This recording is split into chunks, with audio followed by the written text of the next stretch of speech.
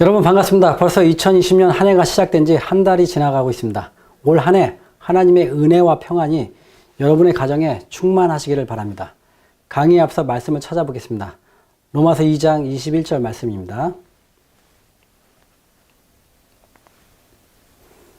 로마서 2장 21절 하나님을 알되 하나님으로 영화롭게도 아니하며 감사치도 아니하고 오히려 그 생각이 허망하여지며 미련한 마음이 어두워졌나니 스스로 지혜 있다 하나 우준하게 되어 썩어지지 아니하는 하나님의 영광을 썩어질 사람과 금수와 버러지 형상의 우상으로 바꾸었느니라.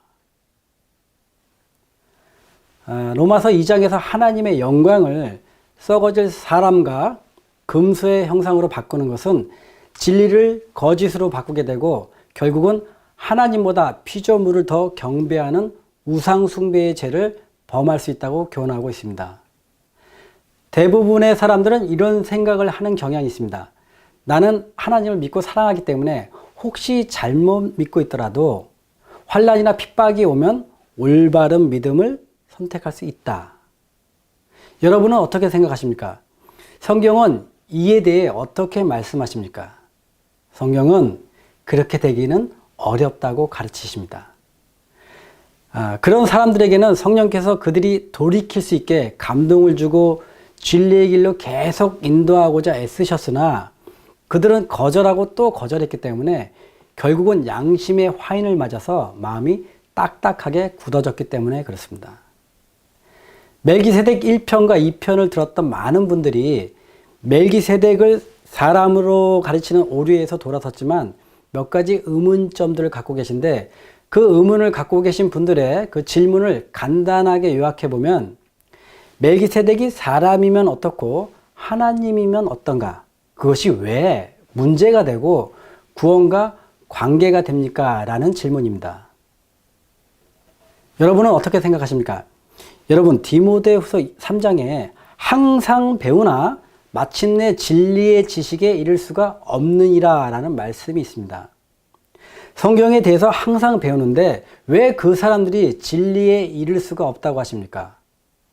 그것은 그 사람들이 영생을 얻고자 하는 마음은 있었지만 성경을 잘못 배웠고 또 진리의 말씀이 비추어졌을 때 순종하지 않고 거부했기 때문에 그렇습니다. 지난 멜기세덱 강의에서 하나님의 자리에 사람을 앉힌다던가 사람의 자리에 하나님을 앉히는 것이 바로 하나님을 대적하는 죄를 짓는다고 그렇게 말씀을 드렸는데 그러한 일들이 왜 구원에 문제가 되는지 아직도 그 의문이 풀리지 않는 분들을 위해서 성경의 세 가지 영적 교훈의 상징적 말씀을 가지고 이 강의를 준비했습니다. 성경에서 가장 중요한 구약의 성소 제도와 또 전체적인 성경의 예언과 삼위 하나님의 구속사역의 교훈에 대해서 사단이 오류를 심어놓은 세 가지 말씀이 있습니다. 그 첫 번째가 레위기 16장에 대속제일에 드리는 아사셀 염소가 실제적으로는 사단을 상징하고 있는데 대부분의 교회에서는 이 아사셀을 그리스도로 가르치고 있습니다. 레위기 제사 말씀에 익숙하지 않은 분들은 아사셀이란 이 단어를 처음 듣는 분들도 계실 것입니다. 대부분의 사람들이 혼돈하는 이유는 아사셀 염소는 죄를 짊어지고 광야로 가는 그리스도를 상징한다고 배우고 있기 때문입니다. 그렇지 않은가요? 자, 두 번째는 다니엘서 9장에 제사와 예물을 금지하는 분은 그리스도를 상징하는데 이것을 적그리스도로 바꿔서 가르치고 있습니다. 그래서 세상에 많은 그리스도인들이 잘못된 예언인 7년 대환란과 환란전 휴교에 그 오류에서 깨어나지 못하고 있는 것입니다. 세 번째는 여러분도 아시다시피 멜기세덱은 하나님을 상징하는데 이 사람으로 해석해 놓아서 수많은 이단과 이설들이 생기게 되었고 삼위 하나님을 대적하고 특별히 성령 하나님의 존재를 부인하며 예수님을 피조물로 가르치고 있습니다. 여러분 지금 우리가 연구하는 이 성경 말씀은 매우 중요한 내용이니까 잘 듣고 연구해 보시기 바랍니다. 먼저 첫 번째 설명드린 레위기에 있는 아사셀 염소입니다. 성경을 보겠습니다. 레위기 16장 8절 두 염소를 위하여 제비 뽑되 한 제비는 여호와를 위하고 한 제비는 아사셀을 위하여 할지며 아론은 여호와를 위하여 제비 뽑은 염소를 속죄제로 드리고 아사셀을 위하여 제비 뽑은 염소는 산대로 여호와 앞에 두었다가 그것으로 속죄하고 아사셀을 광야로 보낼지니라. 레위기 16장을 보면 대제사장이 숫송아지를 잡아서 자신과 자기 권속을 위해서 지성소에 제사를 드리고 나와서 준비된 염소 2마리 중에 제비를 뽑아 한 마리는 여호와를 위한 염소로 다른 한 마리는 아사셀을 위한 염소로 정합니다. 그런데 참 흥미롭게도 이 아사셀 염소를 어떤 교단에서는 사단을 상징한다고 하고 또 어떤 교단에서는 그리스도를 상징한다고 합니다. 어떻게 한 말씀을 가지고 이렇게 극과 극인 해석이 나올 수 있겠습니까? 참 이상하지 않습니까? 그런데 대부분의 사람들이 이 아사셀을 그리스도로 상징한다고 믿고 있습니다. 여러분, 만일 어떤 사람이 아사셀이 사단인데 그리스도라고 가르치고 믿는다면 어떠한 일이 생기게 되겠습니까? 반대로 아사셀이 그리스도인데 사단이라고 가르치고 믿는다면 또 어떠한 일이 생기게 되겠습니까? 여러분은 어떤 결과를 떠나서 두 사람 중 한 사람은 반드시 잘못된 믿음을 갖고 있으며 결국 진리를 깨닫지 못할 것이라는 결과에는 적어도 동의는 하실 것입니다. 안 그렇습니까? 세상에 다른 일도 아니고 예수님을 상징하는 말씀을 사단으로 말하거나 사단을 상징하는데 예수님으로 말한다면 이러한 오류에 올바른 복음이 전해질 수 있겠습니까? 그렇게 되기는 어려울 것입니다. 오늘 저는 여러분들이 알고 있는 이 아사셀 염소가 그리스도가 아닌 사단이라고 말씀드리고자 합니다. 놀라는 분들이 많이 계시겠지만 정말 그러한지 자세히 말씀을 살펴보겠습니다. 여러분, 먼저 아사셀이란 말은 그 언어적 의미를 보면 보냄받은 염소, 즉 이스라엘의 죄와 허물을 짊어지고 황량한 강야로 쫓겨가는 염소, 그런 말도 있지만 좀 더 나아가서는 악마나 사막의 귀신 등으로 상징되기도 합니다. 먼저 아사셀을 그리스도라고 믿는 사람들은 미가서 7장 19절 말씀을 인용합니다. 말씀을 보겠습니다. 미가서 7장 19절, 다시 우리를 긍휼히 여기셔서 우리의 죄악을 발로 밟으시고 우리의 모든 죄를 깊은 바다에 던지시리이다. 미가서 말씀처럼 하나님께서 죄를 발로 밟으시고 깊은 바다에 숨기신 것처럼 이 아사셀은 하나님께서 우리 죄를 용서하시고 죄인들이 죄를 찾을 수 없게 멀리 강야로 보낸다고 합니다. 그래서 아사셀은 죄의 완전한 용서며 한 번 구원은 영원한 구원이다라는 것을 상징한다고 합니다. 어떻게 보면 그 말이 맞고 죄를 용서해 주시는 하나님의 은혜가 더 깊게 믿어질 것 같습니다. 그런데 아닙니다. 그렇지가 않습니다. 여러분, 여기서 대속제일의 제사에 대해서 몇 가지 중요한 교훈을 놓친 것이 있습니다. 만일 레위기 제사법에 대해서 영적 양식이 부족하다면 히브리서의 말씀을 이해하고 믿는데 여러 가지 제약이 생기게 됩니다. 특별히 히브리서는 이 땅에서는 십자가의 사역을 이루셨지만, 잘 들으세요. 예수님께서 이 땅에서는 십자가의 사역을 이루셨지만 저 하늘에서는 대제사장으로 계시는 예수님의 사역이 무엇을 의미하는지 알려주고 계신데 그것을 깨닫는데 문제가 생기기 때문에 그렇습니다. 히브리서는 대제사장으로 계시는 예수님을 여러분에게 설명하고 있는데 이 레위기를 이해 못하면 히브리서의 교훈에 대해서 큰 부족함을 갖게 됩니다. 여러분, 대속제일의 지성소에서 드리는 제사 의식은 죄를 용서받는 의식만을 상징합니까? 만약에 그렇게 생각하신다면 여러분은 대속제일 제사에 관해서 반만 이해하고 계시는 것입니다. 죄를 용서받는 제사도 있었지만 최종적인 목적은 1년 동안 이스라엘 백성의 죄로 인해서 더럽혀졌던 지성소와 회막과 제단을 깨끗게 하는 데 있습니다. 말씀을 보겠습니다.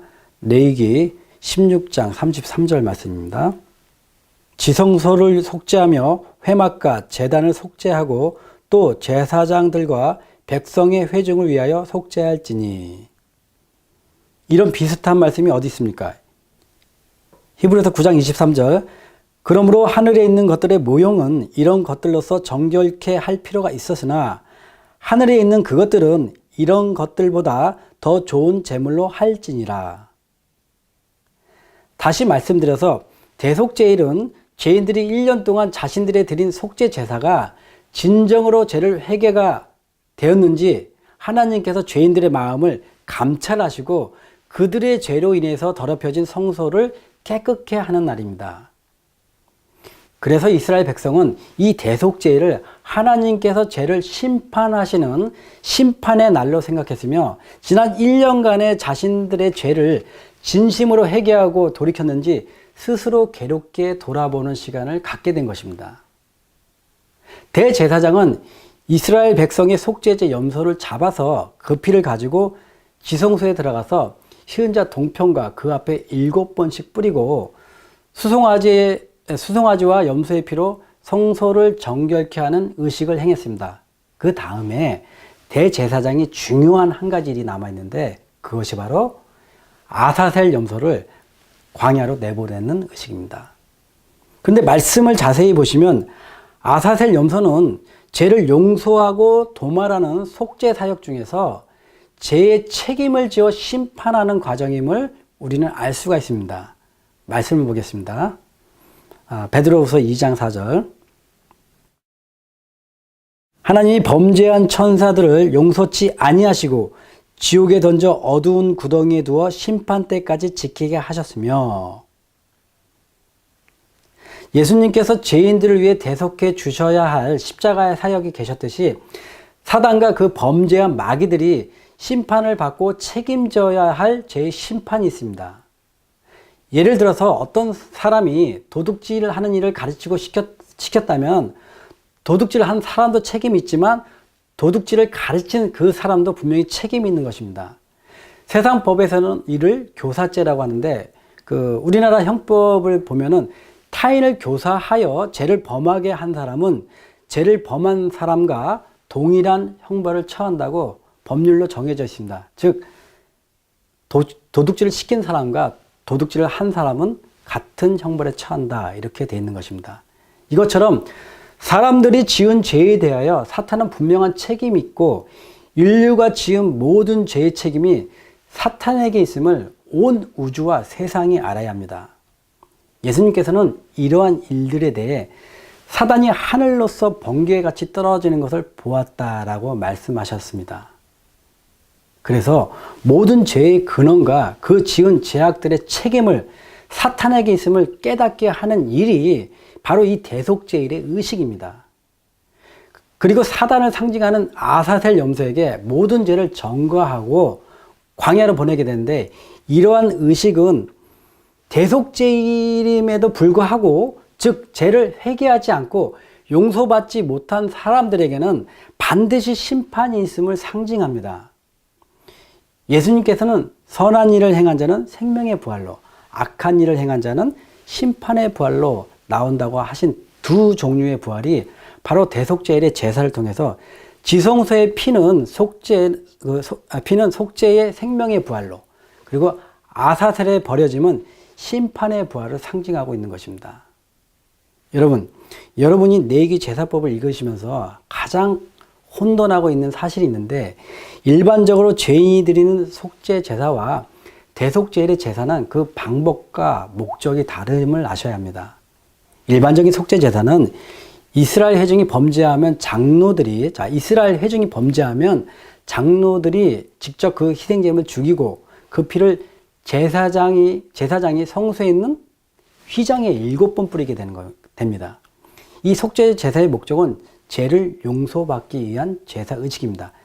반면에 대속죄일의 제사는 대제사장이 이스라엘의 백성의 모든 죄를 위해서 성소의 휘장이 아니라 지성소에 들어가서 그 법궤에 그 희생 제물의 피를 7번 뿌리게 됩니다. 제사 의식의 방법과 피를 뿌리는 장소가 다릅니다. 말씀을 보겠습니다. 레위기 16장 20절.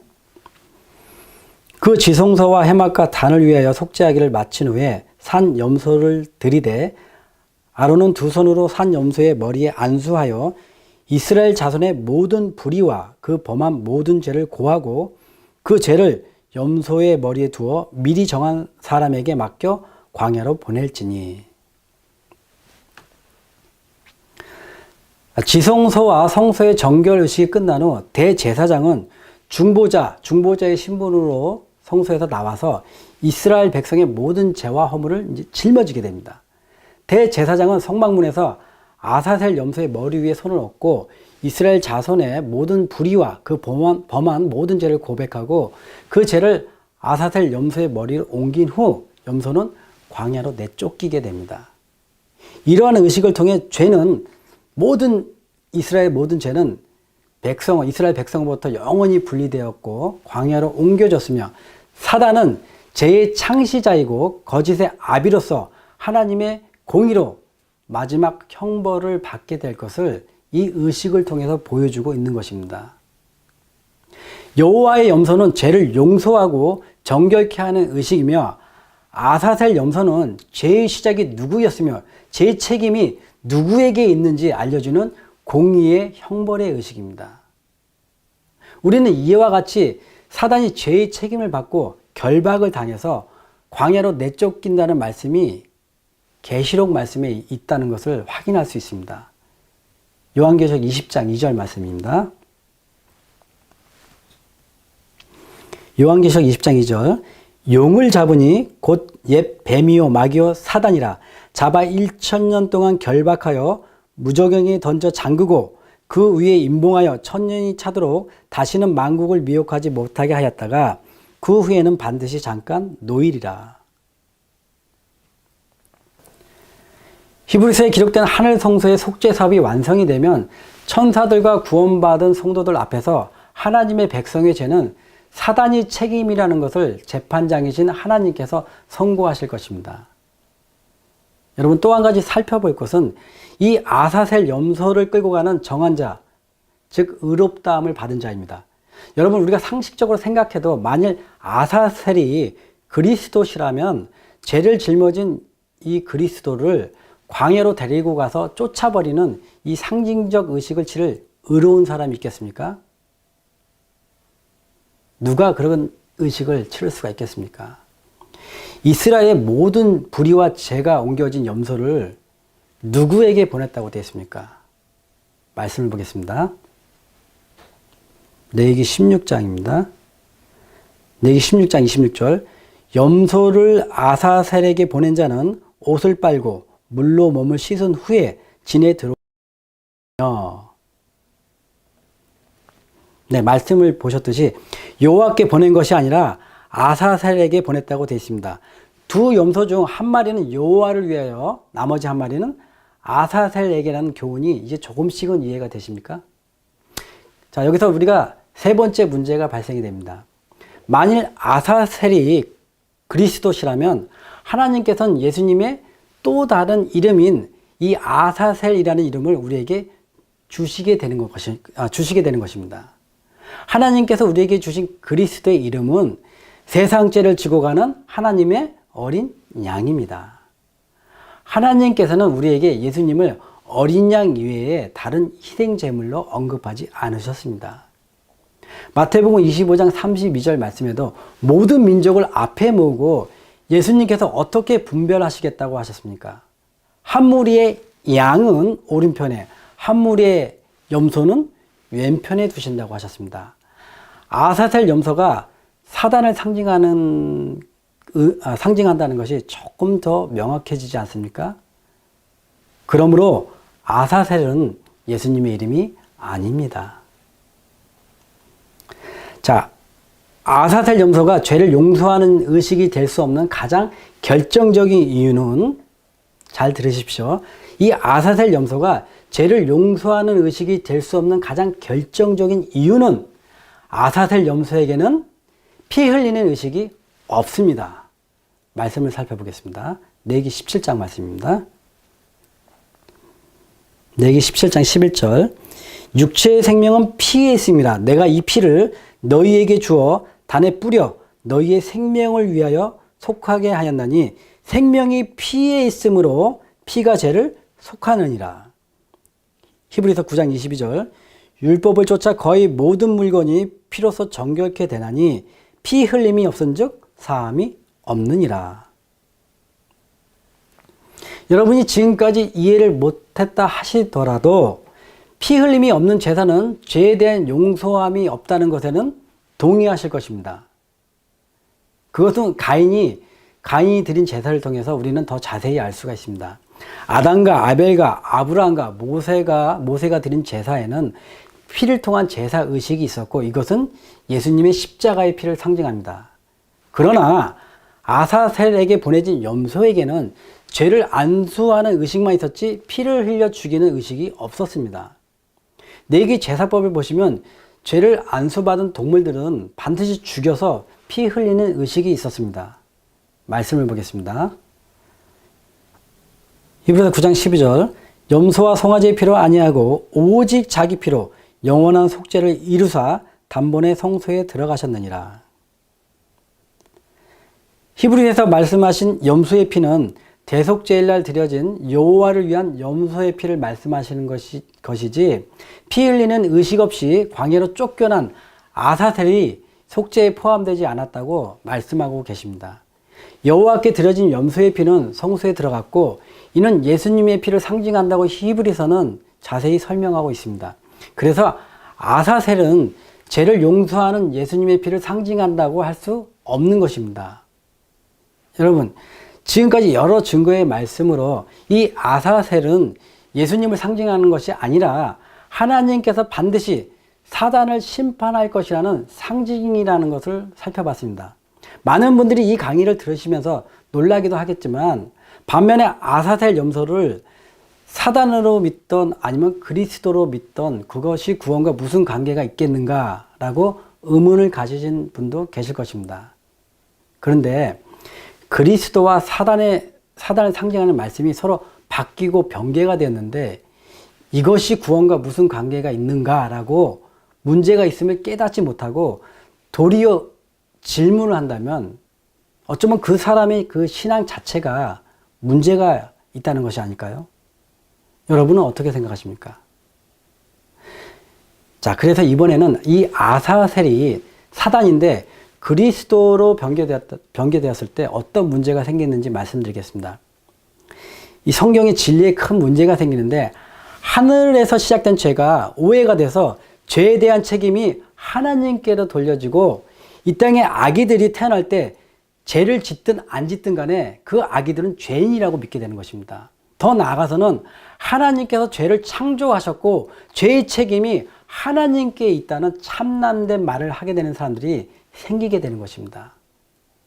여러분, 아담이 에덴에서 범죄했을 때 어떠한 일이 생겼습니까? 네, 하와가 자신의 죄의 책임을 뱀에게 돌렸습니다.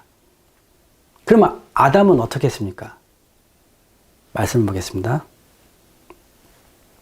창세기 3장 12절. 아담이 이르되 하나님이 주셔서 나와 함께 있게 하신 여자 그가 그 나무 열매를 내게 주므로 내가 먹었나이다. 아담은 자신이 선악과를 먹은 원인이 하나님께서 창조해 주신 그 여자 때문에 내가 열매를 먹었다고 그 결과를 하나님께 책임이 있다고 지금 돌리고 있는 것입니다. 여러분, 오늘날 죄를 짓는 사람들의 그 모습을 가만히 살펴보십시오. 그 사람들의 공통점이 죄에 대한 변명입니다. 그래서 세상에는 핑계 없는 무덤이 없다고 그런 말들도 있습니다.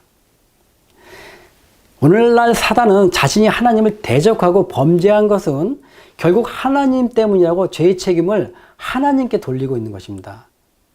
또한 사람들이 죄의 심판과 형벌의 결과를 잘못 이해해서 영생으로 일어나는 첫째 부활과 심판으로 일어나는 둘째 부활을 이해 못하고 있는 것입니다.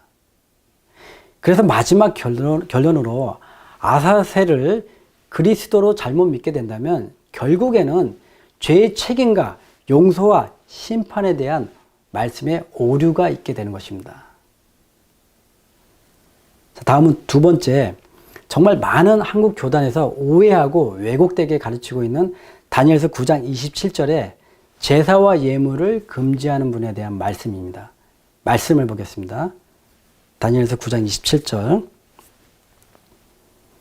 그가 장차 많은 사람으로 더불어 한 이레 동안의 언약을 굳게 정하겠고 그가 그 이레의 절반에 제사와 예물을 금지할 것이며 또 잠포하여 미운 물건이 날개를 의지하여 설 것이며 또 이미 정한 종말까지 진노가 황폐케 하는 자에게 쏟아지리라 하였느니라.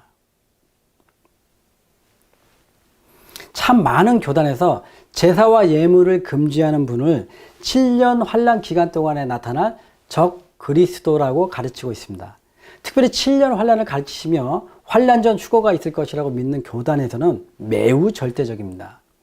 여러분은 어떻게 생각하십니까? 만일 이번에도 제사와 예물을 금지하는 분이 적 그리스도가 아니라 그리스도라고 한다면 또 어떤 일이 생기게 되겠습니까? 우리는 성경에서 시작과 끝이 없으신 분, 구원자, 임마누엘, 기묘자, 전능자라는 그런 말씀은 하나님께만 쓰는 특별한 신성한 언어입니다. 그래서 제사와 예물을 금지하는 분이 만일 적그리스도라면은 다니엘은 적그리스도에게 언약이라는 신성한 말을 쓰지 않았을 것입니다. 또 한 이레의 언약을 굳게 정하겠고 해서 한 이레는 7이라는 숫자가 나오는데 여러분도 아시다시피 7은 하나님의 완전수로 상징하고 있습니다. 만약 이것이 적그리스도였다면 사람의 수로 상징되는 6, 즉 엿새 동안 6일 동안 거짓 미혹을 굳게 정했다라고 성경은 기록되지 않았을까요?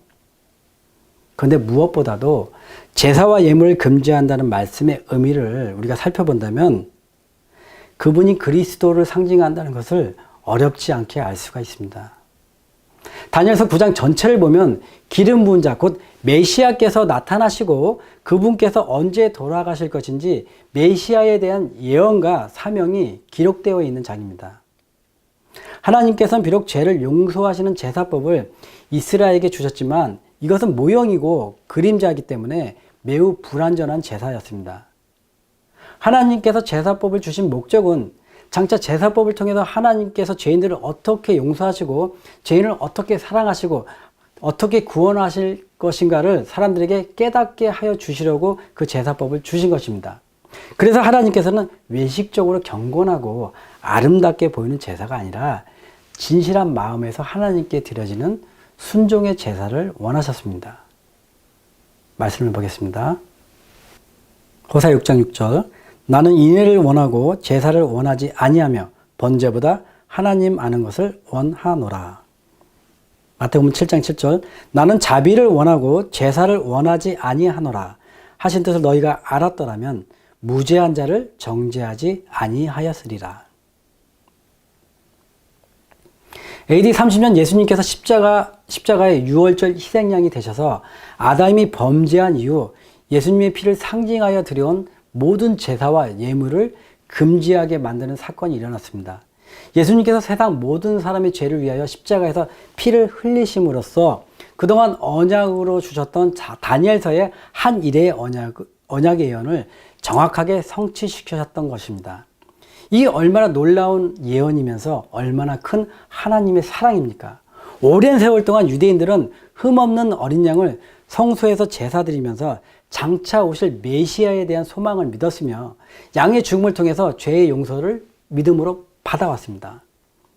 그러나 기름 부음을 받으신 AD 27년부터 한 일의 7년의 절반인 AD 30년 봄에 예수님께서 속죄의 양이 되셔서 십자가에서 죽으심으로써 더 이상 양을 잡아서 죽이는 제사 제도가 필요 없게 되었습니다. 지금까지 유대인들이 지냈던 성소 제도의 모든 제사들은 바로 예수 그리스도의 대속의 죽음을 상징한 것이었고 그 상징의 실체가 오신 다음에는 더 이상 양을 잡아서 제사와 예물을 드리는 일이 없게 된 것입니다. 언제든지 죄를 얻게 하지 못하거니와 오직 그리스도는 죄를 위하여 한 영원한 제사를 드리심으로써 다시 죄를 위하여 제사 드릴 것이 없느니라 라고 히브리서 10장 말씀처럼 제사와 예물을 금지하는 분이 예수님이시라는 분명한 예언의 성취가 아닙니까? 또한 예수님께서 십자가에 돌아가심으로써 더 이상 양을 잡아 죽이는 제사 제도가 필요 없게 되었다는 사실을 알려주는 상징이 성소에서 일어났습니다. 예수님께서 다 이루었다 큰 소리로 돌아가실 때 성소 안에 있던 성전 휘장이 갑자기 위로부터 아래로 찢어져서 둘이 되었는데 이제는 더 이상 지상의 성전은 쓸모없게 되었음을 상징하고 있는 것입니다. 말씀을 보겠습니다. 마태복음 27장 51절 이에 성소 휘장이 위로부터 아래까지 찢어져 둘이 되고 땅이 진동하며 바위가 터지고. 구약시대의 모세가 제사 제도에 대해서 기록하였던 의문의 율법이 정하고 있는 제사와 예물이 더 이상 필요 없게 되었음을 보여주셨습니다. 이러한 사실은 골로새서 2장 14절에 우리를 거스리고 우리를 대적하는 의문에 쓴 증서를 도말하시고 제하여 버리사 십자가에 못 박으시고 라고 기록이 되어 있습니다. 사람들이 외형적으로 드리던 제사와 예물을 원하지 않으시는 하나님을 위해서 예수님께서 한 몸을 드리시고자 영원한 제사와 속죄 제물로 오신 것입니다. 말씀을 보겠습니다. 시편 40편 6절 말씀. 주께서 나의 길을 통하여 들리시기를 제사와 예물을 기뻐 아니하시며 번제와 속죄제를 요구치 아니하신다 하시니라. 그때 내가 말하기를 내가 왔나이다. 나를 기록한 것이 두루마리 책에 있나이다. 나의 하나님이여 내가 주의 뜻 행하기를 즐기오니 주의 법이 나의 심중에 있나이다 하였나이다.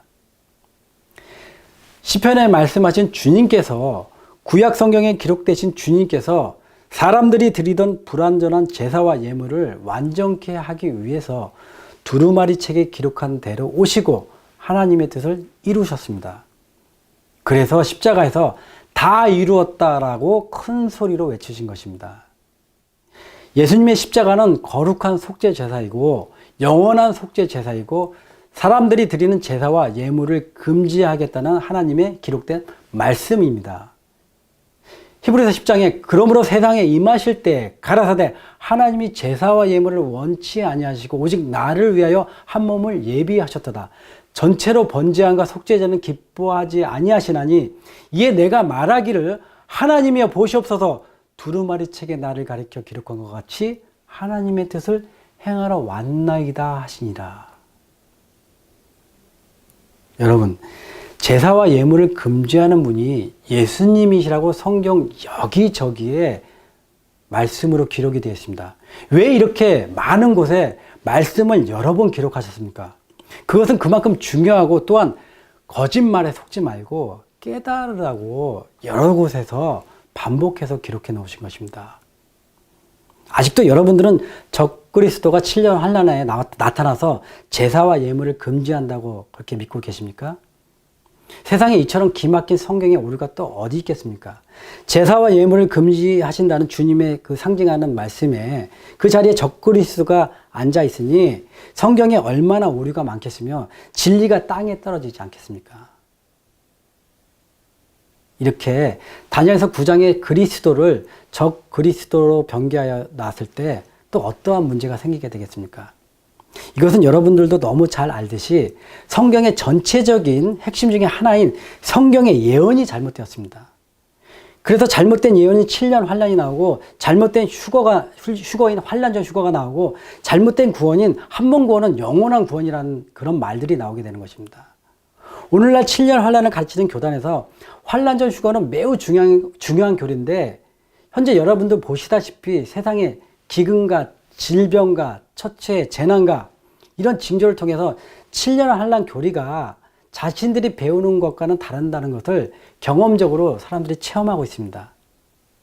그래서 간혹 7년 환란을 믿는 사람들이 자신이 믿는 예언이 틀렸다고 인정을 하는데 이렇게 얘기합니다. 예언이 중요한 것이 아니다. 혹 틀릴 수도 있지만 우리가 믿는 구원은 확실하다. 여러분들이 이렇게 믿든 저렇게 믿든 그것은 여러분들의 자유이며 여러분의 선택입니다. 그러나 하나님께서는 예언을 멸시치 말라고 하시면서 요한계시록 22장 맨 끝장에 내가 이 책의 예언의 말씀을 듣는 각인에게 증거하노니 만일 누구든지 이것들 외에 더하면 하나님이 이 책에 기록된 재앙들을 그에게 더하실 터이요 만일 누구든지 이 책의 예언의 말씀에서 제하여 버리면 하나님이 이 책에 기록된 생명나무와 및 거룩한 성의 참회함을 제하여 버리시리라 라고 하셨습니다. 예언이 중요하든 중요하지 않든 그것은 여러분 각자의 생각이지만 저는 성경의 말씀은 살아있고 변함이 없기 때문에 하나님께서는 그 각 사람의 믿음을 이 기록된 말씀으로 심판하실 것임을 저는 믿고 있습니다.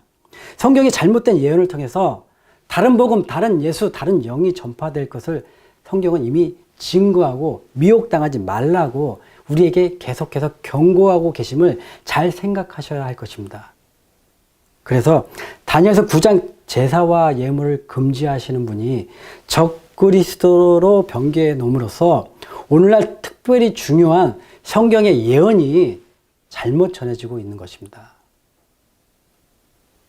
다음은 세 번째 멜기세덱인데 아비도 없고 어미도 없고 족보도 없고 시작한 날도 없고 생명의 끝도 없이 하나님 아들과 방불하여 항상 제사장으로 있느니라 라고 하신 멜기세덱이 하나님을 상징하는데 사람으로 해석하고 전파하는 사람들에 대해서는 이미 전 강의에 충분히 말씀드렸습니다. 멜기세덱을 사람으로 가르치면서 오늘날 얼마나 많은 이설과 이단들이 생겼는지 한번 주변을 돌아보십시오. 그들은 특별히 성령 하나님을 부인하고 예수님께서 하나님은 아니시고 하나님의 아들이나 사람의 아들로서 깨닫는 것이 중요하다고 가르치고 있습니다. 요한계시록 18장에 성령의 능력으로 온 세상이 환해지는 늦은 비의 은혜는 성령 하나님을 똑바로 알고 믿는 자들에게 내리는 은혜입니다. 여러분 강신술이 뭡니까? 무당이 접신을 하고 죽은 사람과 대화하고 기륭하복 점을 치고 거짓 이적과 표적들이 강신술입니까? 강신술은 그런 외적인 모습보다는 죄에 대하여, 의에 대하여, 심판에 대하여 하나님의 계명에 대한 진리를 말씀을 혼돈시키고 미혹시키는 것이 그게 바로 강신술입니다. 그리고 그게 강신술의 목적이고 사단의 목적입니다. 여러분 지금까지 레위기의 아사셀과 다니엘서의 제사와 예물을 금지하시는 분 그리고 히브리서의 멜기세덱의 성경적 진리에 대해서 우리가 살펴봤습니다. 근데 여러분 여기에 참 흥미로운 점이 있습니다. 우리가 살펴본 아사셀과 제사와 예물을 금지하시는 분과 멜기세덱의 영적 교훈이 서로 공통된 점이 있다는 것입니다. 그 공통점이 무엇입니까? 여러분 잘 생각해 보세요. 아사셀과 제사와 예물을 금지하시는 분 그리고 멜기세덱 대제사장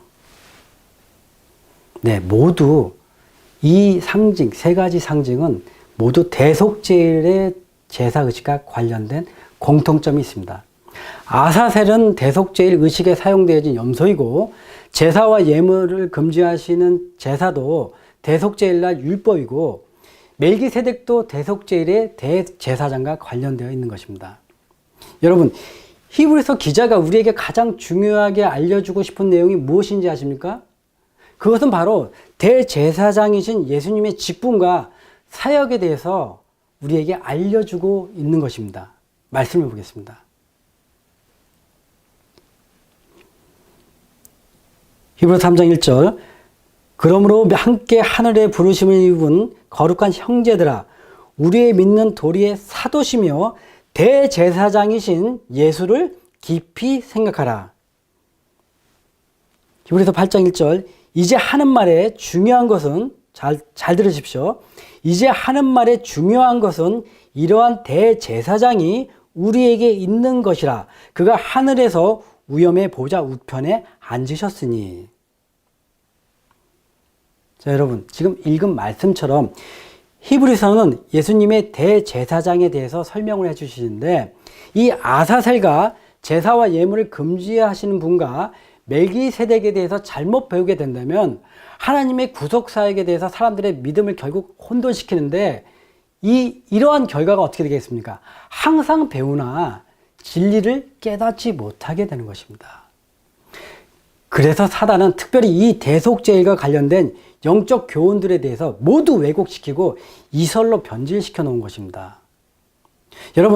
여러분도 아시다시피 오류를 믿고 이설을 전하는 사람들의 생각과 그 사고를 설득시키는 것은 참으로 쉬운 일이 아닙니다. 지금까지 경험해 왔지만 사람들이 진리에 대한 영감적인 성경의 말씀을 대적하고 부인한다면 그런 일들에 대해서 그런 사람들과 사실 토론하고 변론하는 것은 유익이 없습니다. 왜냐하면 아무리 명백하고 정확한 말씀을 증거할지라도 육에 속한 사람은 하나님의 성령의 일을 받지 아니하나니 저희에게는 미련하게 보임이요 또 깨닫지도 못하나니 이런 일은 영적으로라야 분별함이니라 라고 고린도전서 2장에 이미 선언하시기 때문에 그렇습니다. 그래서 그런 오류를 주장하는 사람들은 예수님의 성품과 그분의 사명 그리고 인류의 구속을 위한 하나님의 십자가의 믿음을 배우려고 열심을 가질 수는 있지만 결코 진리에 도달할 수 없다고 성경은 경고하시는 것입니다. 하나님께 열심은 있으나 결국은 하나님의 의를 모르고 자신의 의로 부족함이 보이게 될 것이고 예수님을 주여 주여라고 부르고 있지만 사실은 불법을 행했다는 말씀을 듣게 될 것이고 내가 예수님을 안다고 하겠지만 예수님께서는 내가 너를 도무지 알지 못한다고 하실 것입니다. 지금까지 그리스도를 상징하는 말씀들이 적그리스도가 되고 사람이 되고 사단을 상징하는 교훈이 그리스도라고 변기됐던 성경의 대표적인 영적 교훈 3가지에 대해서 말씀을 통하고 연구하는 시간을 가졌습니다. 자, 이제 결론적으로 오늘 강의를 정리해 드리자면 첫째로 네이기의 아사세를 그리스도로 잘못 믿게 되면 죄의 책임과 용서와 심판에 대한 말씀에 오류가 있게 되는 것입니다. 두 번째로 다니엘서 제사와 예물을 금지하는 분이 적그리스도라고 믿게 되면 잘못 믿게 되면 성경의 예언의 오류를 통해서 다른 복음, 다른 예수, 다른 영이 전해지게 되는 것입니다. 세 번째로 히브리서의 멜기세덱을 사람으로 잘못 믿게 되면 십자가의 구속사역 중에 특별히 성령 하나님을 부인하고 예수님을 하나님이 아니신 하나님의 아들이나 사람의 아들 즉 피조물로 믿게 됩니다. 결과적으로 구약에서 말씀하신 영원한 이스라엘의 규례인 대속죄일에 대한 영적 교훈에 대해서 올바르게 깨닫지 못하게 되는 것입니다. 다시 말씀드린다면 이러한 상징들은 하나님의 구속사역에 대한 매우 중요한 말씀이고 따라서 이러한 말씀들을 잘못 이해하고 믿는다면 반드시 자신의 구원과 영생에 문제가 있다는 것에는 저나 여러분 모두가 동의하실 것입니다. 자, 이제 마지막으로 멜기세덱이 사람이면 어떻고 하나님이면 어떤가? 그것이 뭐가 중요하며 구원과 관계가 됩니까? 라는 의문을 갖고 계신 분들께 말씀드립니다. 여러분과 함께 했던 이번 강의의 중요한 목적은 성경의 말씀을 왜곡되게 배우게 될 때 끝에 가서는 어떠한 결과를 보게 될지 여러분 스스로 생각하시고 판단하셔서 그것이 뭐가 중요하며 구원과 관계가 됩니까? 라는 그 자신들의 질문에 스스로 답을 찾기를 바라는데 이 강의 목적이 있는 것입니다. 누가 알려주고 가르치고 배워서가 아니라 사단을 그리스도로 바꾸고 그리스도를 적그리스도로 바꾸고 하나님을 사람으로 바꿔서 성경을 잘못 배운다면 어떠한 결과가 있을 것인지 여러분 스스로 생각하고 깊이 고민을 한 번쯤은 해보시라는 것입니다. 여러분, 하나님의 영광을 썩어질 사람과 금수와 버러지 형상의 우상으로 바꾸게 된다면 하나님의 이름을 망령되이 일컫는가라는 하나님의 계명 앞에 누가 감히 설 수 있겠습니까? 여러분 잘 한번 생각해 보시기 바랍니다.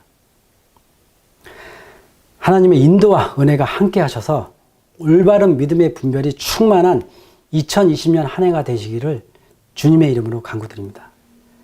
장시간 수고하셨습니다. 감사합니다.